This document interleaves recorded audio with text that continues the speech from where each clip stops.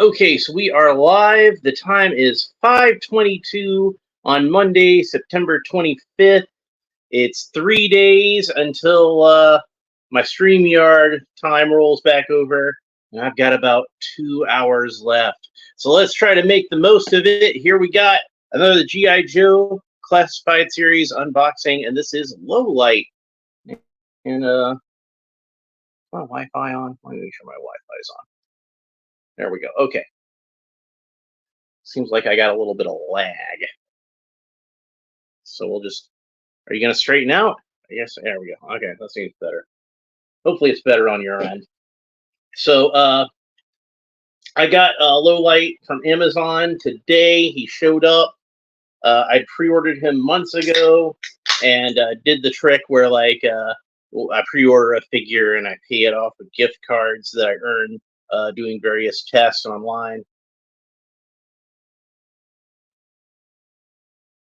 Playing games, watching videos, filling out surveys, doing searches on Bing because they have to bribe you to use Bing. So go ahead and cut that tape there. So yeah, I'd opened up Grunt the other day, and he was one of the figures that I ordered in that batch when I pre-ordered those figures with the Desert Snake Eyes and Tunnel Rat and Grunt, and those are all figures that I've done previously. And then the next one was Lowlight. Now, Lowlight was the last one that I had to pay off, and I wasn't able to get him paid off entirely. Thankfully, I got all the rest of the figures paid off entirely, but Lowlight was the last one, and wasn't quite able to get him. So here we got some artwork of Lowlight sneaking around in the woods. He is technically, his spot on the team is he's the night spotter, but I always kind of thought of that as being a euphemism for a sniper. We always thought of him as being a sniper when we had this figure when we were kids. So that's how I continue to think of him. He's skulking around the woods. There's some Cobra Vipers over here running around looking for him. They might be Vipers. They might be Python Patrol. Or they might be Night... not Night Vipers, but what are the Cobra Night Force? I forget what they're called. Are they called Night Force also? But yeah, they've got their own sort of Night Force type group. I forget what it's called right now. And then over here, I see an accessory that doesn't actually come with Lowlight from the looks of it, which is a computer laptop. So I wonder who that's hinting at. Maybe they're planning on making a mainframe? That would make sense. I always kind of associate Mainframe and Lifeline in my mind because they both came out the same year and they both have gray uniforms. So, you know, there's a little bit of an association there. I'm getting ahead of myself with opening this up. There's some more to talk about. This is figure number 86. There's the QR code, which one day I'll scan the QR code. There's a good look at the artwork that's on the side of the package. Some nice artwork. On the back, we got a layout of the figure and his accessories, and you can see how the goggles fit over his head, and close up on his abs for some reason. Not sure what it's trying to show off there, but oh well. Let's go ahead and get him out of the package. And there we got Lowlight, and it looks like he's got a good face with some character to it. So nicely done. My box is a little banged up, which kind of pisses me off because I didn't get this as an Amazon warehouse deal. I paid full price for it, so I would have liked to have gotten a nice box. But at least I'm the one who got the banged up box, me, the guy who's going to open this stuff anyway. I would hate it if it was somebody who was like a mint in box collector and just wanted to keep everything as pristine as possible, and they got this box. So let's have a look at his accessories, and he does have many.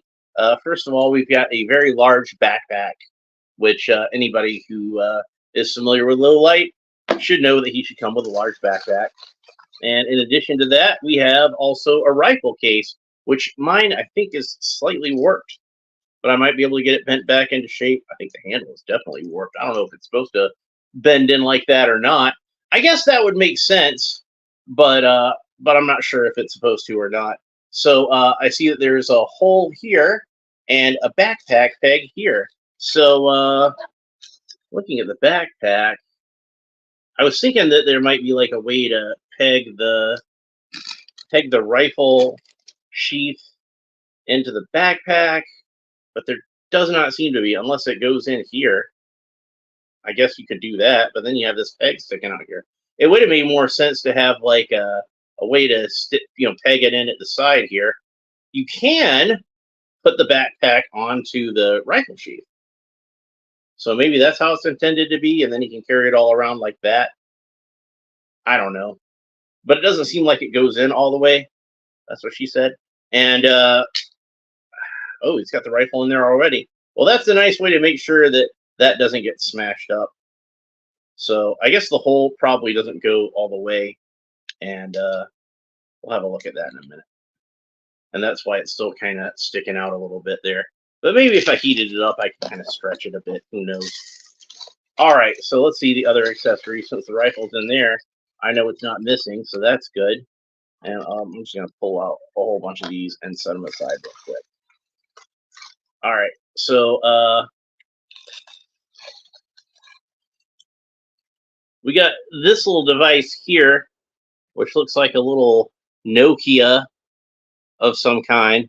So obviously, he's a Luddite who wants to have a candy bar phone and not a smartphone, probably because he's paranoid that the government is going to be tracking him or something. Now, Lowlight in the animated series, more than in the comic books, he was in the comic books a decent amount, but I don't think they really got too deep into exploring him in the comic books. But they do talk a lot about his origins in the animated series.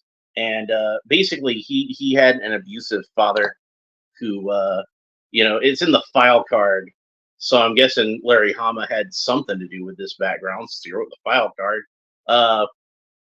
His father was an abusive man and took young Lowlight and left him in the city dump with a rifle and told him not to come home until he killed like 15 rats or something like that. And he did it. So.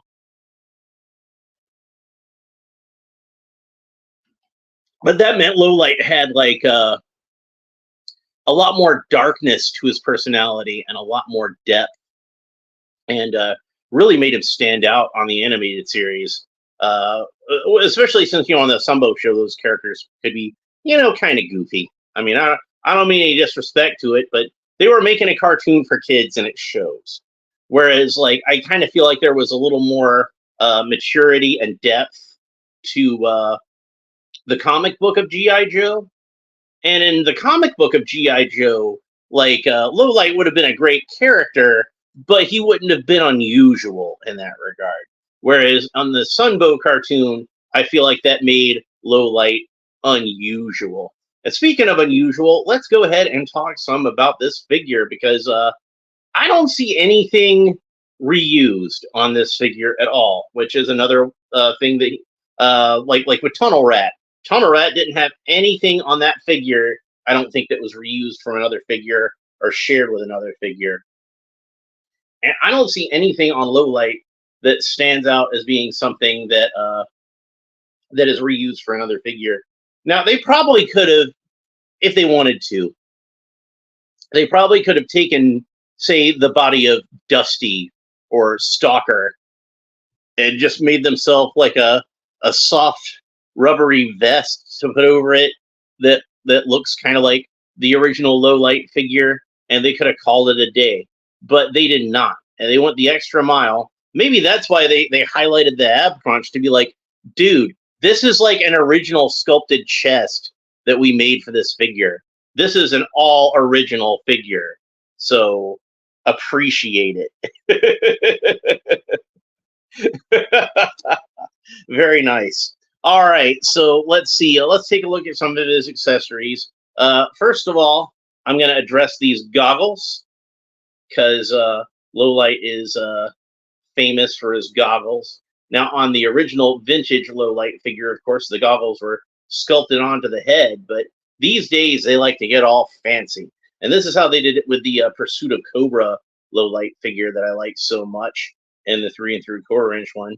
So he's actually got the goggles as a separate piece, so you can actually lift him up over his face, and you can actually see his face, and that's good, I think, because he's got like a really great facial sculpt with a lot of good character to it. He's got this kind of longish, curly blonde hair, and WW, do I say E or F in this case? Because like I'm talking like the old school wrestling fans, and you'd remember from WCW too. He looks a little bit like Sid Vicious slash Sid Justice slash Psycho Sid. He's got like that kind of look about him. And the Pursuit of Cobra, the old Pursuit of Cobra figure of Lowlight had that same sort of look, so that makes sense. And if you're a fan of the Venture Brothers, you might be reminded of Brock Sampson, especially that one episode where he was wearing the beanie. So, but yeah, let's have a look at the articulation. He's got the butterfly joints here that move in and out. Good range of motion. This might be why they decided to give him an entirely sculpted chest instead of just that rubber vest, because they want to have some good range of motion on these arms, since he is a sniper. Okay, so the arms go up about that far. They might go a little bit further even, but I'm not going to try to force them. And they rest at his sides, about like that. You got a bicep swivel that rotates all the way around. You got double jointed elbows that have an excellent range of motion, as we can see.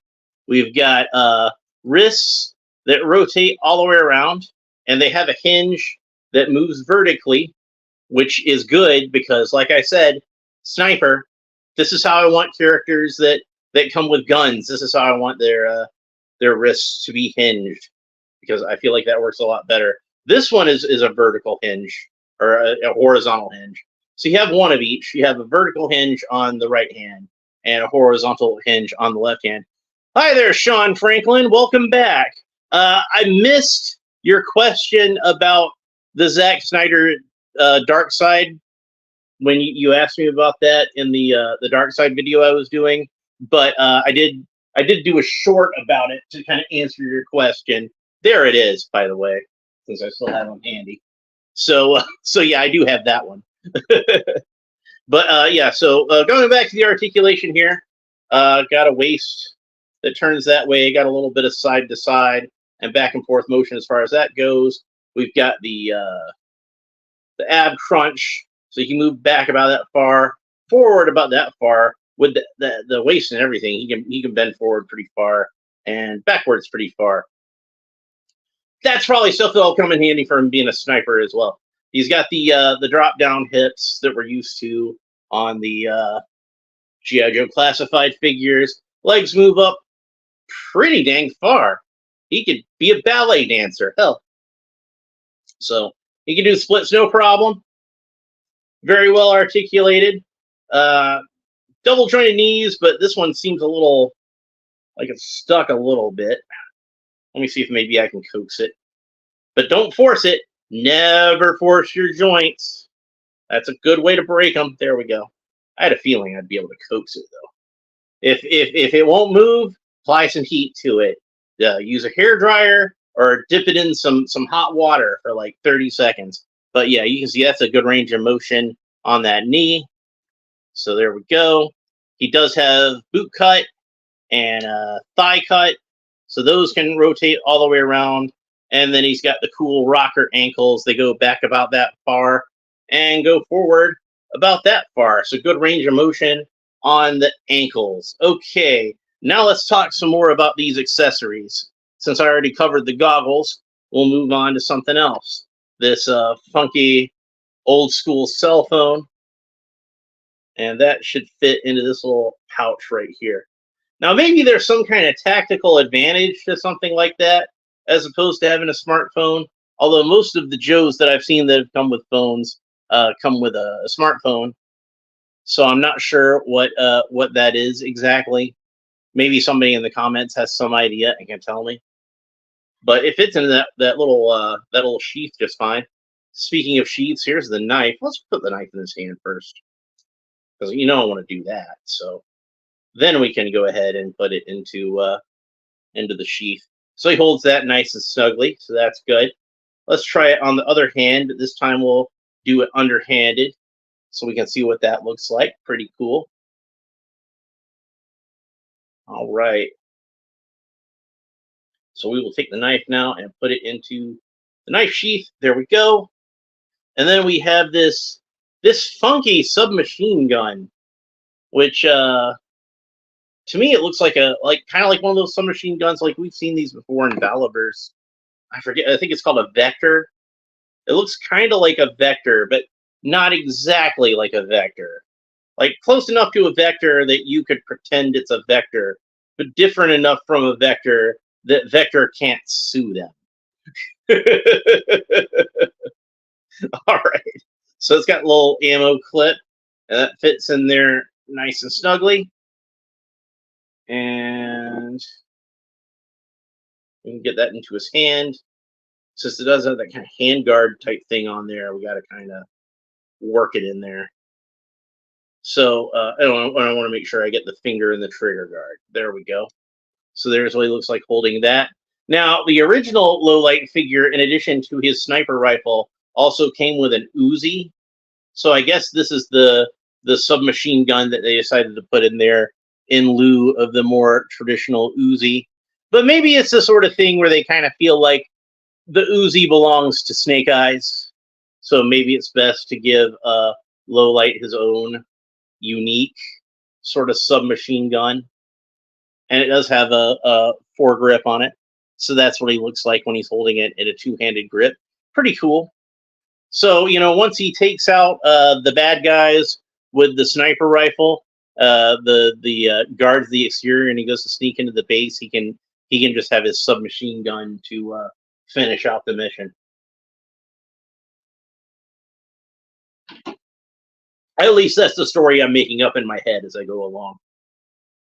So, and when you don't want to have him using it, guess what? There is a peg on the backpack. So we can peg it into the backpack so he can have it hanging off to the side. Now, I've mentioned before how I don't feel like that's the ideal way to store a machine gun in real life, is to have like a big peg that goes through the trigger guard. But, it's not supposed to be taken literally. This is just a way to attach the figure, or to attach the weapon to the figure. And that way they don't have to put an unsightly peg or hole onto the figure. Or onto the weapon. Just have the peg go through the trigger guard, since it already has a hole that's on the gun. Makes sense to me. We can just pretend he's just strapping it on there somehow. All right, so I'm going to take the backpack off of the rifle case, and we'll go ahead and open that up because we've got more stuff on the inside of this. Now, the original Lowlight figure, one of the things I liked about him is he actually had like a kind of a holster, like a carrier clip, whatever, something on this leg that would hold a scope. But it's not really necessary to have it on this figure, I guess, because he's got this cool rifle case, and it's got a bespoke space for the scope. There's a lot of accessories for this figure, and most of them, thankfully, Hasbro had the foresight to put into this rifle case, so I don't have to worry about them getting bent up in the little paper envelope, as tends to happen. There's a bipod. So this is like a whole thing we're going to assemble here. And then we got a suppressor. And I wonder, just for fun, let's see if we can check this out. Where's the submachine gun? Here we go. I wonder if the suppressor will also fit in the submachine gun. And lo and behold, it does. How cool is that? So that's another thing that you can do with the suppressor. All right, so there we go. And last but not least, certainly not least, the rifle itself. And there we go. Looks like a Dragunov to me. So let's go ahead, since I've got the suppressor in my hand, we'll go ahead and put that into the end of the rifle. And then we'll fit the scope onto the top of the rifle. And I'm thinking this might be one of those things where it can only go in there one way. Nope, it can go in there both ways. but I'm pretty sure that he looks in the little end and looks out the big end. I'm pretty sure that's how a scope works. I could be wrong. Gently correct me in the comments if I'm wrong. So there's that so far. And the last thing we got to put in is the bipod. Now, I've been bragging about the bipods that came with Rock and Roll and Tunnel Rat on their machine guns, and how they seemed like they're, those bipods are going to stay in pretty well and not get lost. Like the old school bipods, we always lost these bipods anytime they came with one of our figures. But who knows how well this one will hold in? It seems like it's holding in all right. But yeah, so let's go ahead, now that we got the whole thing assembled, let's go ahead and put it onto Lowlight's hand. So here we go. And it fit into his hand pretty well. It's a fairly small grip on this rifle, so it went in fairly easily. And then once you have it in the trigger guard, it feels like it's going to stay in pretty well. And let's just for fun go ahead and put the submachine gun into the other hand, so that he can be like dual wielding like he is on the package. Yeah, this is the guy that's ready to kick some ass. Now let's go ahead and assemble the backpack again, since I've got everything out of it. I want to see what he looks like once he's all put together. And we'll go ahead and peg the backpack into the rifle sheath again, and then peg the rifle sheath onto Lowlight himself. And there we go. That is what he looks like when he's all assembled. And to complete the old school look, to make him look like how I remember the figure looking when I'm a kid, let's go ahead and put those goggles down over his eyeballs. And there we go. Lowlight. Although he's in some kind of bright light right now, isn't he? There we go. Now he's a little more in his element. So this is a really awesome figure, and he's got a lot of really great accessories. And I'm pretty excited to add this guy to my collection. I definitely recommend him for anybody who's been collecting these G.I. Joe classified figures. This is one of those characters that is very beloved by the fan base. Everybody loves Lowlight because, like I said, he was very well done on the animated series, and he was in the comic enough that he didn't really get like that much of a spotlight that I can think of. It's not like I can't really think of a standout Lowlight story from the comics like I could with, say, Outback or Tunnel Rat, where I can point at some titles and be like, oh, here's one where he does a whole lot in this one. Here's one where he says a lot about his character. I kind of feel like he's one of the ones that got more developed on the cartoon series than in the comic book, which is surprising because he definitely seems more like the guy who would get some attention in the comic book than in the animated series.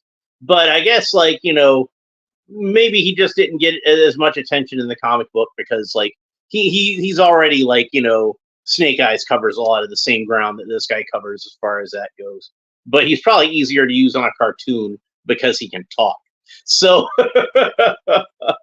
yeah, he's always been one of my favorite characters. He was always one of my favorite figures in the original line. And it seems like anytime they try to do a modern version of Lowlight, they tend to knock it out of the park. Like I said, I really loved that Pursuit of Cobra figure of him. Like this one, it came with like a wealth of really cool accessories and was a great figure. But I think they might have done an even better job with this one. I love the fact that with Lowlight, they gave him like so many original parts. And like I said, I suspect this figure might be entirely original parts. So I'd have to really go back and compare with some of the other characters, but a lot of love and care went into designing this figure. And it's obvious to me that whoever designed this figure really loved this character, like the same way I loved this character. So I'm really happy with how he turned out. And I'm really happy to add Lowlight to my G.I. Joe classified collection. So let me know what you think in the comments if you like this figure or not, and what you think is maybe the best figure of Lowlight. Do you feel like this is a good successor to the 1986 original, because I certainly feel like he is. But yeah, if you enjoyed this video, make sure that you like and subscribe and all the fun YouTube stuff down below. Hit that little bell if you want to know whenever I'm going live, and maybe you can show up and participate in the chat a little bit like Sean Franklin did. He's a guy who shows up a lot. I'm always happy to see him. So anyway, we'll talk to you next time. Bye.